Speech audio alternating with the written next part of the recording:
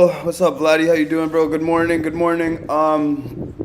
Let's just get right into it. I'm gonna do this a little bit different than Ricky. I don't know exactly what he does. I'm pretty busy getting ready in the morning, but we'll start off. We'll go over the indexes. We'll go over what I see happening today, and I'll give you a couple momentum stocks that could be a possible play today. What's up, CJ? How you doing, Mohammed?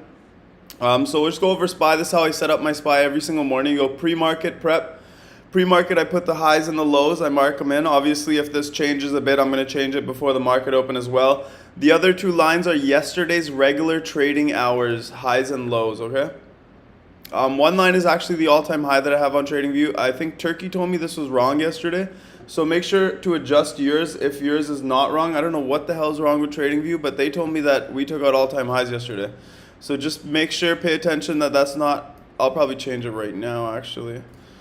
Just yesterday's highs and lows, and we'll go pre-market highs and lows as well with four lines. That's all I'm going to draw on there for now. If I add any later, I'll tell you in the chat. For now, that's all I'm doing. QQQ, exact same thing. Yesterday's high and low in the regular trading hours, and the pre-market high and low. So I marked the tech. XLF, remember everything looks bullish, but we have been running for a while now, so we're just paying attention. If we need consolidation, we need consolidation. That's what we're waiting for. Same thing with XLF, yesterday's high and low, and the pre-market I did not mark because XLF doesn't show too much pre-market. IWM as well.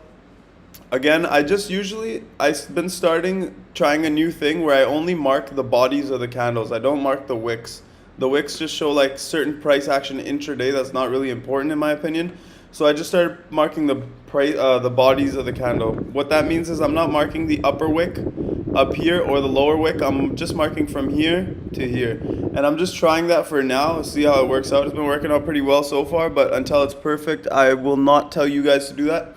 So it's up to you. What's up, Rishi? How you doing, Yash? Again, pre-market high and low marked on IWM. Everything looks great. Everything looks fine. Again, we have been running up for days. Since last Thursday, we've been on a tear.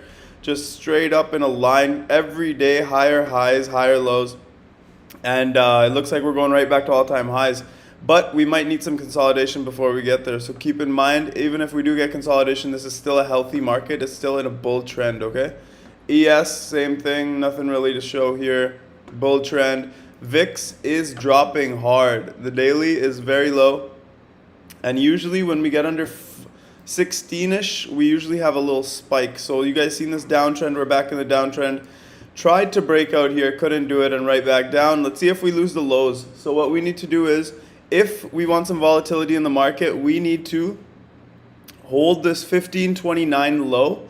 So I'm going to change this right here. This is now 1529 is the low. If we hold this, it's setting in the low, and we might get a little volatility and some consolidation. If we take out 1529 to the downside, we will continue to move up. But right now, yields look very strong. Compared to yesterday even, it looks like a little gap up on yields. Remember what I told you, when yields are strong, tech cannot go up. Well, it's not cannot, but it should not go up. And right now, we had a big gap up on yields. That's why the indexes were lower this morning. But we are pulling back slightly, and it looks like it wants to come down and fill that gap. So if we continue to go down on the yields, we should keep going up in tech. As you guys can see, it's inverse correlation. Right here is where TNX topped. Right here is the low of the pre-market. So 815, and look at the yields right here. 815 right here, we spiked, right? They just opened it. It gapped up. 820. High of the day on the yields and low of the day on QQQ. So I'm not just making this stuff up. I'm not just telling you this stuff for fun. Keep an eye on yields. If they continue to go up, tech will be weak. If they continue to go down, tech will be strong. What's going on, Brian? What's up, Bikram? What's up, Josh? Sorry. So many Indians, I said it wrong. Let's go over some other names now. And I will go over a couple names that I'm watching today. If you guys are interested in small caps, there should be some momentum in these ones. First, let's go over Amazon. The main thing about Amazon right now is closing over 3,400. We do have lottos for this week. They might go to 0. They might go to 300. Who knows, right? But Amazon right now, we just need to close over 3,400. So let's look at some patterns. Look at this. We set the low on the neckline. We ripped up 3 days, consolidated 3 days, ripped up again. Do we consolidate for 3 more days, or are we done? For 2 days, Amazon hasn't gone anywhere. So if Amazon wants to make a move, it can make a big move today and tomorrow. So this is what I'm looking at. Look at these big run-ups. Every single big run-up, we've had more of a run-up actually, and then it consolidates for like a week, and then another run-up. Same thing here, big run up, consolidates for a week, big run up. So just watch this pattern right here. What I'm thinking this looks like right here is what this day right here. So look at how we hit the neckline, same thing. Went up 3 days, consolidated 3 days, and then ripped up again, and then 3 days of consolidation and another 3 days up. So look at this, neckline, 3-day rip, 3-day consolidation, another rip, 1, 2. Do we consolidate today and absolutely rip tomorrow? That's the pattern so far. So let's see what happens with Amazon. We need a $3,400 hold no matter what, okay? So that's what I'm watching in Amazon here. Fastly looks great, just healthy consolidation. I wouldn't short it. I wouldn't go long on it here. I would wait for the next move. 53 is the next, 53.50 is the next level up for me. To the downside, I want to see it hold today's low. If it holds today's low, that's very, very healthy consolidation. And Fastly had some big news. And remember, this was a $130 stock at one point. So we're down more than 50% in value. All I'm looking for on this one is some healthy consolidation. I do not want to see it go below 48. If it goes below 48, it's still healthy, but you have to get out of your options and reload different ones, just because the options will go down a lot for that. So Fastly 53.50 to the upside, 48 to the downside. And actually, healthy consolidation is all the way down at 44.50. That's the big volume shelf right here. 45.30. 45.30 would be healthy consolidation on Fastly. As long as it holds this big volume shelf right here, I'm fine with the consolidation. We did have a move from 41 to over 50 bucks in a couple of days. So remember that, keep that in mind. LC, absolutely beautiful. Broke over 34 after 5 years of basing under there. Here we go again, Vlad. Look, Mo wants Apple. Do Apple. Talk Apple. We're over 34. All I care about on this LC, literally all I care about, is a close over 34 on the weekly. So Friday, if we close over 34 on LC, we should continue this uptrend. And base breakouts are some of the most powerful breakouts that we have. ATVI down slightly. Someone this morning messaged me, oh, ATVI is down. I almost had a heart attack. Went to my question. Looked at the price of ATVI, it was down 30 cents. So guys, breathe. 30 cents on an $80 stock is just normal stuff. It's just normal consolidation. Stocks can't go straight up in a line. Just breathe a little bit, guys. So we're breaking this big downtrend on ATVI. Looks fantastic. 3 hammer candles in a row. People are buying the dip. The next stop for ATVI is $79. I went over this yesterday. We have a bunch of catalysts on this one. First of all, it's technical breakout on the daily trend. Second of all, we have earnings on November 2nd or 3rd, I believe. Third of all, we have this lawsuit that's getting thrown in the garbage most likely because they fired 20 people and disciplined 40 people. So I am very confident in this one. We do have catalysts. We have options. We're playing the November 18th. And let's see what happens with this one. I wanted to do something. Yeah, and I played this one a bunch in the past. Look at this. You guys can just see, like, most of these lines are here from the past. I've played this breakout. I played this breakout. I played this breakout. And I've been very successful with ATVI. And it's the exact same pattern if you guys look. It's just a descending resistance. Once it breaks out, it starts flying. Descending resistance. Once it breaks out, it flies. Same thing again. And let's see if we can get that same move towards around 80, 90 bucks. It shouldn't, not 80 bucks, sorry. It should be the 200 moving day average, which is at 89.57. So this breakout can go all the way to 90 bucks. That's what I'm looking for on this one. SoFi looks fantastic, super strong. This one is getting bought on any dip. So if you want to be aggressive, you can buy at 1962 or 18 bucks, which is the 8-day and the 21-day. If you want to be conservative and build a long-term position, I'd wait for $18 flat, which is a 200-day moving average. Other than that, looks great. Facebook went over yesterday, over 340. As long as we hold over 338, this one should go to 356. Moderna just range bound right now. If you can get it close to 323.50, if it holds 323.50, this one should make its way up to 349. So a nice $23 move there if you guys catch that one. AMD, this is another thing I wanted to go over in a bit, so I'll go over AMD at the end here. Whoa. SC looks fantastic, all-time highs, everything's great, consolidating sideways. Yesterday was a little ugly candle, but after this huge run and this run after the inverse head and shoulders, it looks like it's just flagging. Let's see if we can go higher on SC. Tesla, I will do after AMD, after UPST is pulling back a little bit. Solid company. Let's see if we can get a pullback to 21-day moving average. 331 would be where I was watching that one. Pins I want to talk about here. They said they would buy them out for 70 bucks. If they don't go through with that deal, I don't know what happens to the stock price. Why don't I know what happens to stock price? Because Microsoft wants to buy pins. I heard Google wants to buy pins. PayPal wants to buy pins. So if PayPal can't buy them, I'm sure another bid will come in. I'm not sure, but I'm 99% sure someone else will bid for them. And I don't know how much they'll bid for them. So if Microsoft offered them 39 billion, I believe. No. It was something like Microsoft offered them $60 billion for their business years ago, and they said no. And then PayPal offered them 39 billion, which makes no fucking sense at all. Obviously, they're not going to accept that.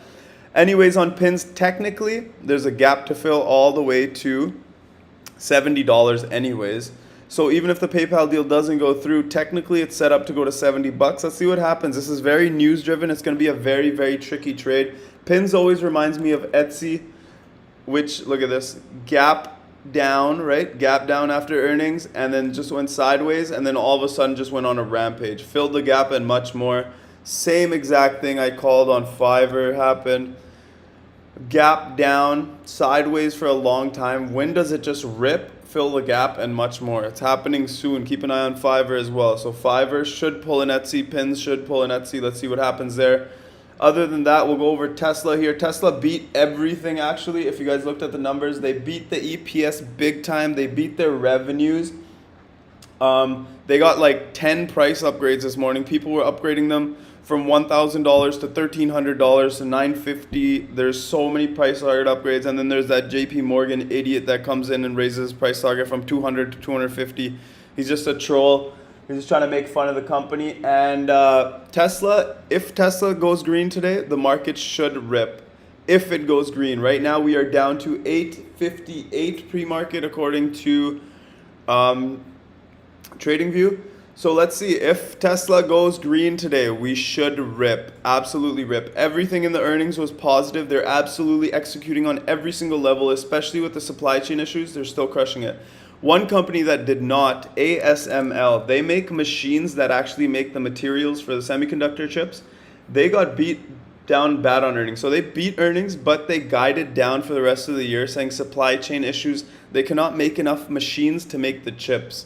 So after that, LRCX reported last night they absolutely got destroyed. They said the same thing, supply chain issues. They don't have enough material to make the chips, which is a big deal. Chips go in cars, chips go in computers, chip goes in sound systems, phones, everything you can think of. There's semiconductor chips in there. So if the supply chain issue does not get resolved soon, these companies are going to come down, and these companies are some of the strongest in the world. If AMD and NVIDIA miss, this market's in a lot of trouble, in my opinion.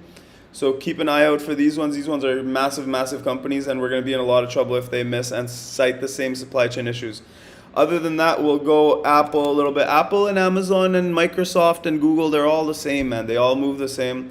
Apple is through this little resistance I have here. Next level up, it looks like it wants to consolidate. If Apple wants to consolidate, it has to come down to 147.30.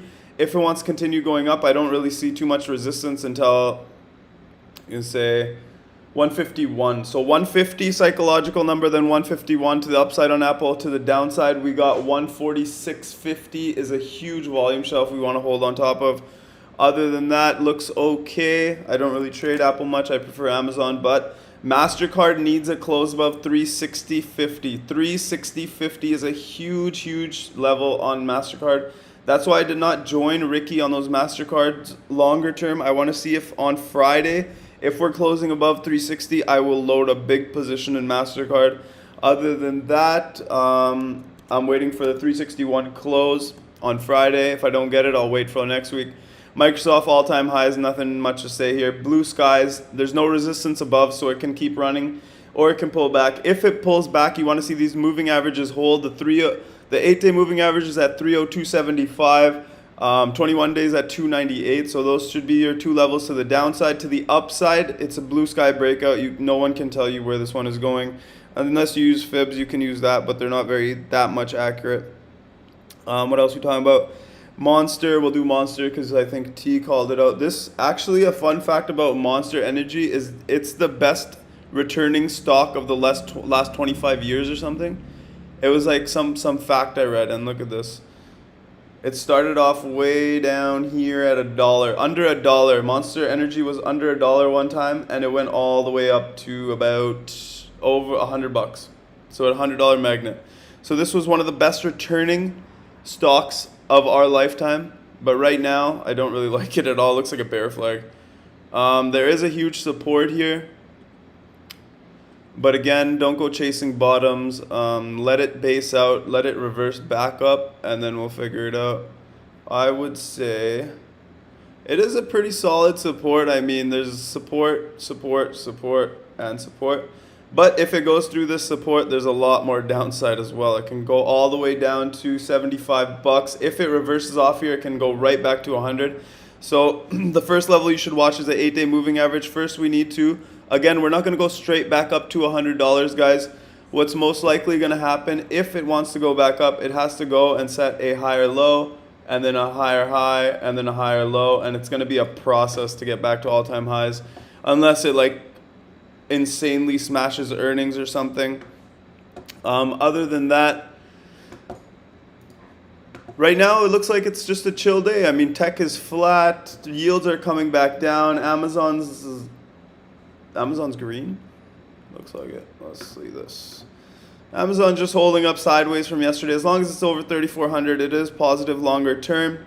So yeah, just keep an eye on Tesla, main mover, and a couple of momentum movers I'm going to give you before I log out here. One is DWAC. So these ones are strictly just trades. There's going to be a lot of volume in these ones. There's going to be a lot of volatility in these ones. So keep an eye on DWAC. This is Trump is making his own social media network. You guys know how many Americans love Trump. So this one should get a lot of momentum. I might even jump in a couple of shares here. And another one to watch, which is a low float SPAC. If you guys know about low float SPACs, they move very quickly. There's not too much volume on them, so they move very easily. SHPW and DWAC. Watch them today for some momentum moves if you guys want to trade some small caps. Thank you guys for attending. I'll see you in the room.